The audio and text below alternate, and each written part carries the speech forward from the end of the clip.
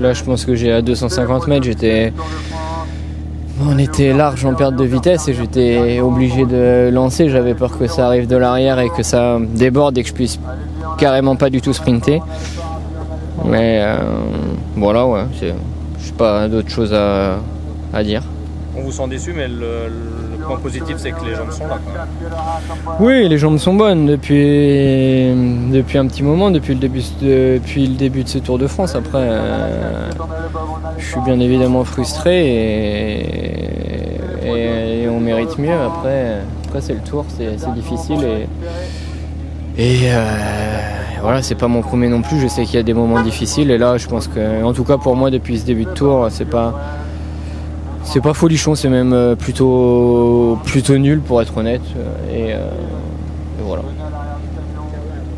Quand vous vous retrouvez quasi en tête à 400 mètres de la ligne, qu'est-ce qui se passe à ce moment-là dans la tête ou dans les jambes? Vous sentez vite que ça ne pourra pas aller au bout?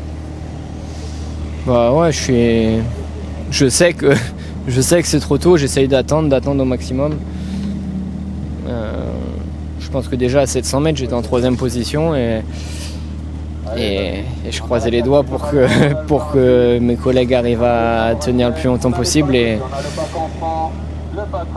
voilà. J'ai vite compris que c'était pas une situation idéale. On voulait plutôt essayer d'arriver de l'arrière. Après, faut garder du positif, hein. Les gars, ils ont fait le max, ils étaient là et voilà, c'est aussi moi qui est mal géré, je prends la responsabilité de tout ça. C'est moi le leader et j'aurais dû mieux gérer la situation. Un peu dur quand même avec toi-même, c'est nul, c'est pas folichon. Le Tour n'est pas fini. Oui, mais faut être dur, c'est le Tour et non, oui, c'est pas terrible du tout. Je vais faire 10e, 11e, les meilleures places, on n'est pas là pour ça. Et l'équipe mérite mieux et voilà. Après oui, c'est pas fini, hein, je baisse pas les droits, je vais pas rentrer à la maison ce soir, mais avec la condition que j'ai, c'est vraiment pas un bon début de Tour personnel. Merci d'être revenu. Merci les gars.